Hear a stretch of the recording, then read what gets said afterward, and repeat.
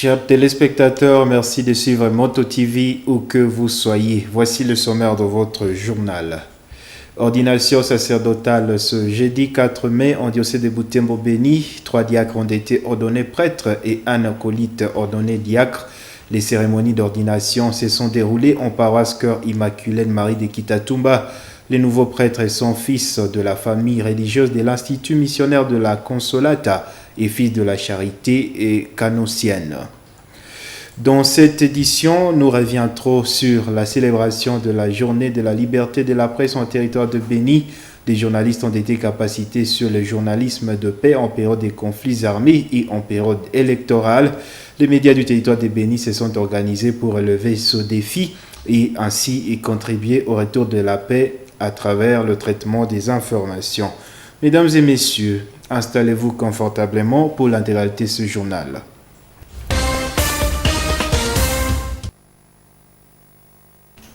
Voici le détail de vos informations, mesdames et messieurs. Le diocèse de Butembo-Beni a enregistré ses premiers fils dans la famille religieuse de l'Institut missionnaire de la Consolata et ses deux fils de la Charité et canossienne. L'ordination presbytérale des religieux de ces deux congrégations a vécu pendant la messe dite ce jeudi 4 mai dans l'église de la paroisse Cœur Immaculée de Marie de Kitatumba sous la présidence de Monseigneur Sikuli Paluku Melkisedek. Reportage Gérard Mourefou.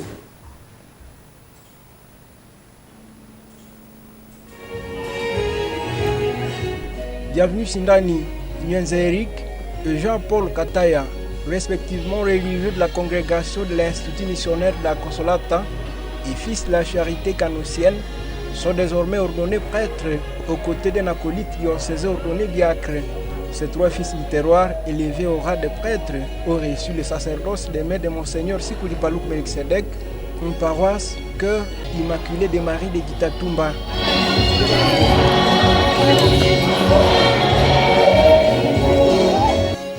À partir de 9h30, le chrétien a été nombreux dans l'église pour la circonstance.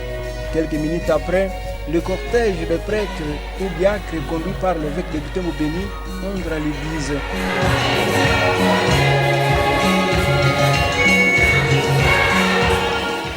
Peu avant l'octroi du sacerdoce et le diaconat, 22 frères diocésains ont reçu l'électorat et 15 autres ont reçu l'acolytat.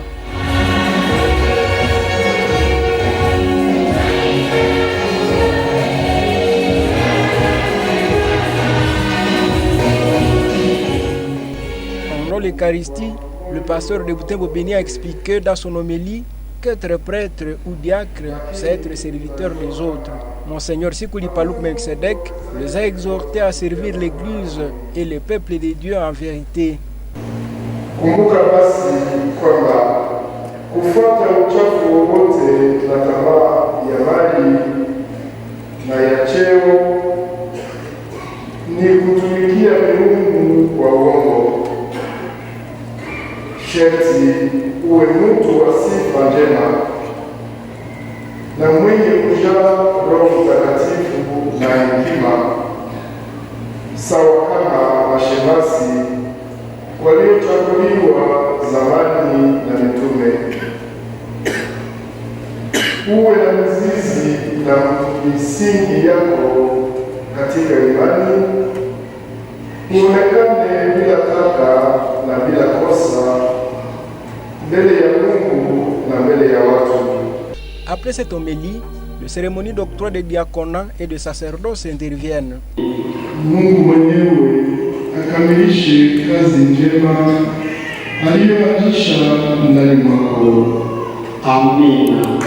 Les 3 prêtres de l'Institut missionnaire de la Consolata et des fils de la Charité canossienne exerceront leur mission pastorale au Madagascar, au Kenya et en Tanzanie.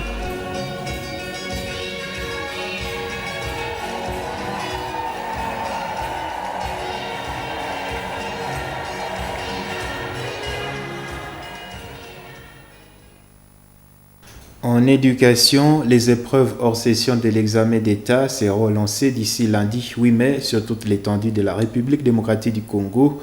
En ville de Butembo, la coordination du comité des élèves appelle les autorités à la sécurisation de ces épreuves.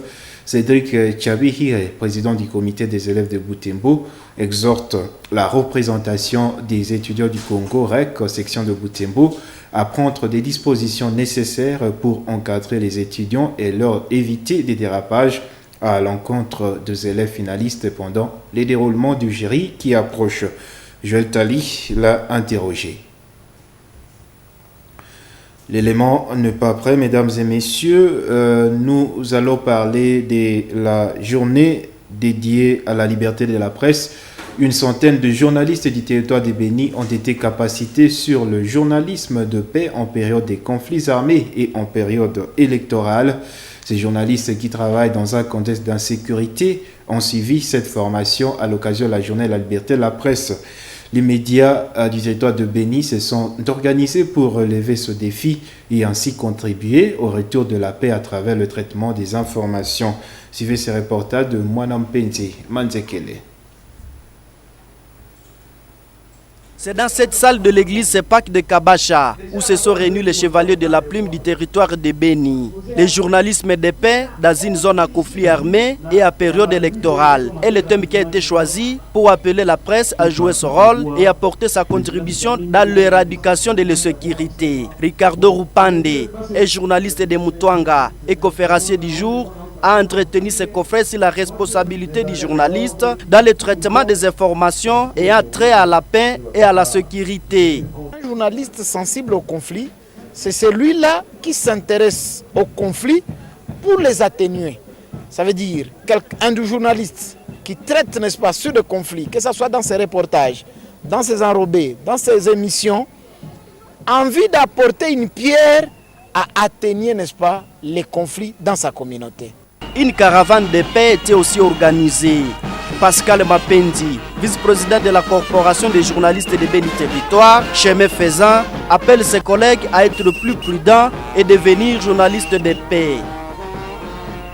J'ai voulu inciter les journalistes à être prudents dans ce qu'ils font, à faire le journalisme de paix, à produire des reportages de paix, à ne pas attiser le conflit, à connaître d'abord le contexte sécuritaire de leur région. Déroger sur l'exercice de leur profession à cet état de sécurité, des journalistes du territoire de Béni citent d'énormes difficultés par rapport à l'accessibilité dans plusieurs zones assiégées par les ADF, ce qui bloque la récolte de certaines informations. Nous évoluons là que nous travaillons, il y a des conflits.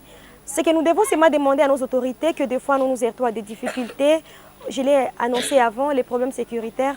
Les journalistes sont venus de plusieurs endroits, de Owicha, Mutwanga, Mabuku, Rwenzori, Isarebulambo, Bashu, Kalunguta, Kiondo et se sont réunis à Kabacha, un village situé avec kilomètres de Béni, sur la route Butembo-Béni. Et l'Union nationale de la presse du Congo, UNPC section de Butembo, a décoré 3 journalistes qui ont au moins 40 ans de carrière. C'était à l'occasion de la célébration de la 30e journée mondiale de la liberté de la presse. Les heureux du jour ont salué cette reconnaissance avant d'encourager les jeunes journalistes au sérieux dans le travail. Jetali nous revient sur cette cérémonie. Ce mercredi 3 mai, les professionnels de médias de Butembo se sont réunis dans cette ambiance pour célébrer cette 30e journée mondiale de la presse. Les journalistes et leurs associés dans le travail ont été à l'honneur. À l'occasion, 3 chevaliers de la plume qui ont au moins 40 ans de carrière ont été décorés. Il s'agit de Madame Mwasukundi Léa Marie Spéciose, Kalumbi Mutuka Kid et Kasere Kawatongo Nestor Bin Kawaki. Nous allons appeler notre doyenne, Madame Wasukundi Léa Marie Spéciose. L'UNPC Butembo dit avoir décoré ces 3 anciens journalistes pour avoir travaillé pour l'émergence de la presse à Butembo. Qui viennent de prester comme professionnels de médias, comme journalistes pendant 40 ans et plus. Et nous avons estimé que nous devrions les remettre des diplômes émérites. Ces cadeaux ici, vous allez vous-même vous dire qui n'a pas été choisi au hasard. Pour nous, c'est le symbole de notre travail. Ici, c'est le microphone. Ces 3 doyens, comme on les appelle, ont reçu des diplômes de mérite et des cadeaux. Nous lui remettons ces diplômes de mérite, des microphones qu'elle a manipulés. Nous avons aussi prévu ceci. Voilà. Nous lui remettons le diplôme de mérite. Ce symbole, nous lui remettons ces diplômes de mérite pour tout le travail qu'il a abattu dans la communauté et pour la République, mais aussi... Ces journalistes ne sont pas restés indifférents face à cette reconnaissance.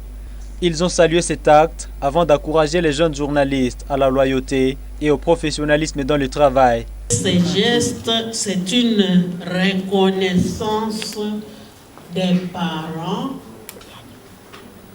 parce que ce sont les parents qui sont des pionniers. La procréation, par exemple, des enfants.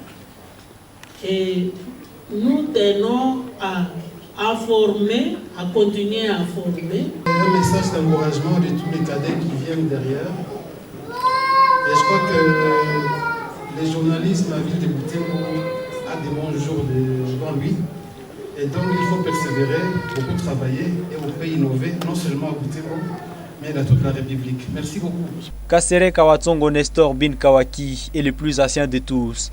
Avec plus de 50 ans dans le secteur, ce pionnier de la presse en ville de Butembo se félicite d'avoir initié quelque chose qui aujourd'hui a connu un essor considérable dans la ville et ainsi influencé la région. Grâce à cette carrière, j'ai réussi, nous avons réussi à susciter la culture médiatique en ville de Butembo et aux environs.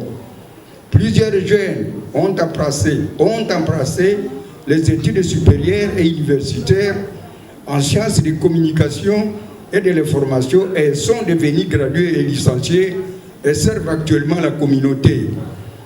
Plusieurs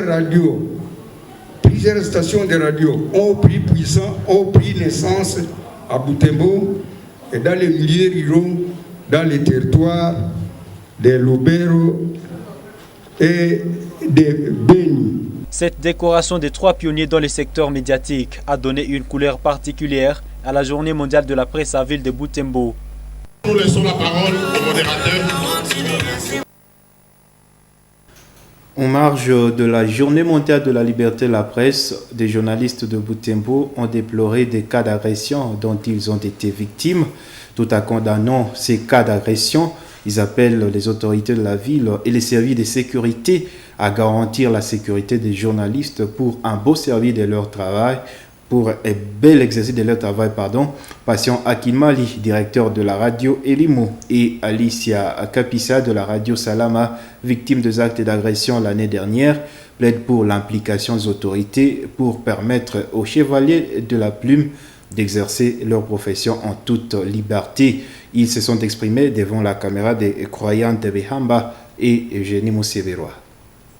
De s'exprimer à Butembo, je peux dire d'abord oui, parce que il y a un certain nombre d'activités que les journalistes réalisent, que les journalistes mènent sans problème dans le cadre de l'exercice de leur métier. S'il s'agit, je vois, s'il faut aller filmer, s'il faut aller recueillir des sons, s'il faut aller faire ceci ou cela, et cela est quand même possible dans une certaine mesure. Toutefois, il y a l'autre côté de la chose, c'est que il y a des moments où évidemment la presse n'est pas la bienvenue. Je vois quand, par exemple, il s'agit d'investiguer sur tel ou tel autre aspect sécuritaire, bon, on peut rencontrer des obstacles.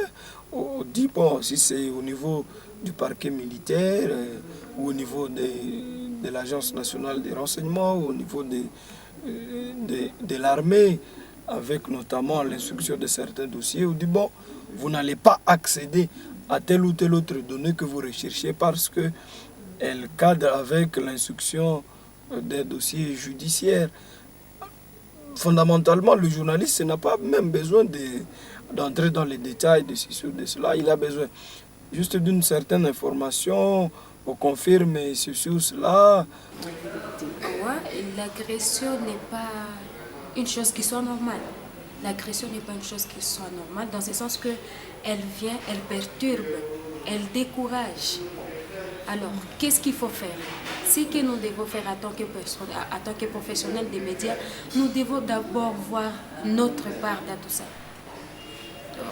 Il y a certainement des journalistes qui ont subi des agressions parce qu'elles ont lésé par exemple une partie et d'autres bien sûr qui en ont subi parce qu'il y a une tierce qui voulait du mal à ces journalistes. L'agression, je l'ai bien sûr subie.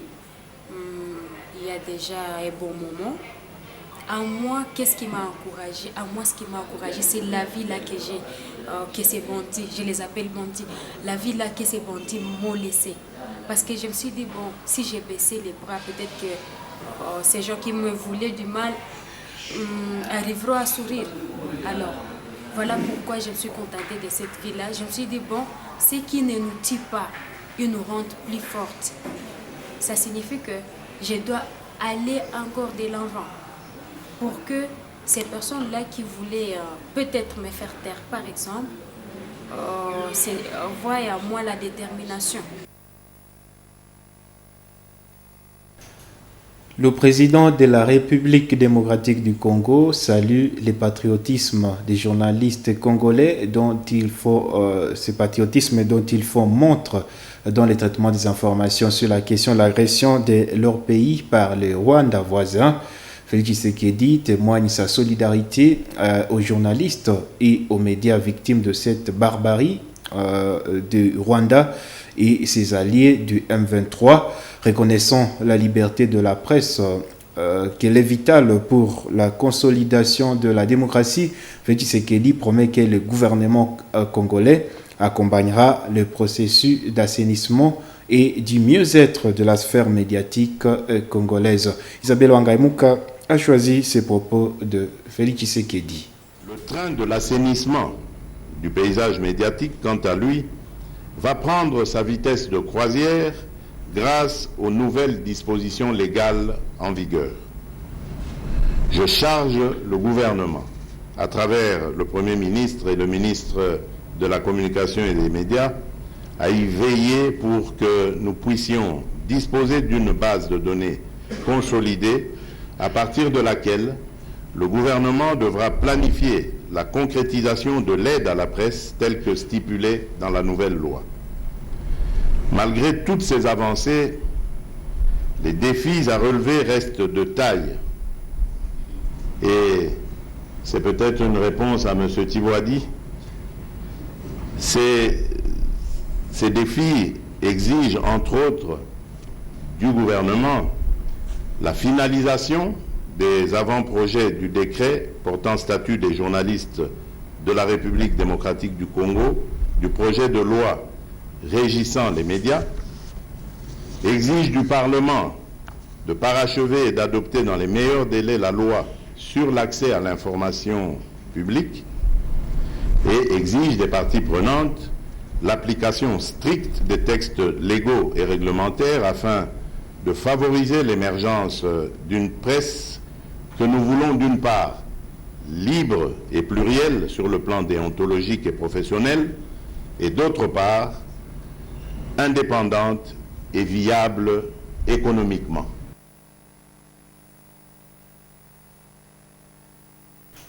En Ituri, les journalistes de Bunia ont également célébré la journée mondiale de la liberté de la presse mercredi 3 mai. Là, les professionnels des médias ont réfléchi autour du thème « Presse pour la paix ». Le gouverneur de l'Ituri a été représenté dans cette activité par le major Jules Ngonko, porte-parole de l'armée en Ituri. Cette autorité a encouragé les journalistes à militer pour la paix dans cette province. Un reportage de la presse du gouvernorat de l'Ituri. Nous La paix et la liberté, deux matières inséparables mises sur la balance en cette journée mondiale de la liberté de la presse en province de l'Ituri à travers le thème provincial « La presse pour la paix », une approche qui apporterait mieux à l'Ituri, une province secouée par une spirale de violence depuis des décennies circonscrit. Le directeur du collectif des radios communautaires et de proximité de l'Ituri, Koracop en sigle. Vous savez très bien que l'Ituri est une province depuis plus ou moins 5 ans se bat contre l'insécurité qui est en train de ruiner tout ce que l'Ituri a de plus cher. Quand bien même il y a un thème mondial et qui est aussi un thème au niveau du pays, en Ituri, nous allons célébrer cette journée mondiale de la liberté de la presse sous le thème « La presse pour la paix ». Occasion pour le porte-parole du gouverneur, le lieutenant Gilungongo Chikoudi, représentant le gouverneur à cette activité d'outiller le chevalier de la plume, c'est la notion du journalisme de guerre et de paix, tout en les interpellant à privilégier le journalisme de paix. Les gens ont peur des 3 journaux que de 1000 épées. Donc on ne démoralise pas son armée, on n'outrage pas son appareil sécuritaire et on ne menace pas les intérêts vitaux de la population. Nous devons travailler pour la paix, rien que la paix. Si la paix est la priorité absolue pour l'Ituri, comment les journalistes de l'Ituri peuvent exercer son métier sans compromettre les efforts de sécurité? La liberté est différente de libertinage. On parle bien de la liberté, on ne parle pas de libertinage de la presse. Nous sommes régis par les textes. Nous devons rester dans le respect des textes qui nous régissent. Nous sommes dans une zone vraiment où il y a l'insécurité. Avant de placer un mot, il faut d'abord savoir est-ce que ces mots, si je les place aujourd'hui, ça ne peut pas remettre à cause les différentes démarches entreprises dans le cadre de consolidation de la paix. Dire sans nuire, montrer sans choquer, dénoncer sans condamner, informer sans décourager, tels sont les principes sur lesquels le journaliste œuvrant en Ituri devront s'appesantir pour construire l'édifice de la paix, tant recherché dans cette partie de la RDC, surtout en cette période du changement des narratifs prônés par les ministres Patrick Mouyaya. Quittons ce chapitre pour ce portrait. Eugénie Kabuo Endani Lohi, une lauréate du prix des distinctions décernées par Tribune Femmes de Moto TV le 1er mai 2023, travaille à la Société des microfinances Lair in Business Credit, LBC en sigle. Elle travaille dans cette société depuis une dizaine d'années et résiste à plusieurs tempêtes qui secouent cette entreprise. Sa hiérarchie et ses collègues de travail saluent son dévouement et son assiduité au travail. Regardons ce portrait réalisé par Eugénie Moussevirois. Eugénie Ndanilouhi est une mère de famille. Elle se pointe chaque jour au travail à temps et se casse aux heures convenues pour la fin. Elle supporte parfois 2 heures supplémentaires. Avec 12 ans d'expérience, Eugénie arrive à concilier ses tâches de ménage avec ses tâches au travail. La femme, une femme mariée, c'est une femme qui doit être forte. Et cette force se matérialise même par le travail. Et à ce que je me trompe, une bonne femme, c'est celle qui aide au bon fonctionnement de ce foyer. Donc, dans ce paix, le revenu que tu vas avoir, il faut que ça vous aide au bon fonctionnement de votre foyer. Et cela a été vraiment l'une des raisons qui m'ont poussé de travailler parce que j'ai étudié et je dois travailler. Ce secret de réussite est la discipline et le dévouement au travail en dépit d'énormes difficultés qu'elle rencontre. Franchement, le travail, il faut bosser. Le matin, il faut se réveiller comme une bonne femme très tôt le matin parce que nous avons des enfants à la maison, j'ai des enfants à la maison et je dois faire d'abord mes travaux ménagers. Comme vous le savez, toute la femme doit se réveiller, voir, torchonner la maison, faire la vaisselle, lessiver. Et puis il faut que ce soit 8 heures que je suis au lieu de travail. Et les enfants iront à l'école après le petit déjeuner. Et cela c'est fait par la maman. Et c'est fait par la maman, donc moi-même. Et quand je suis au travail,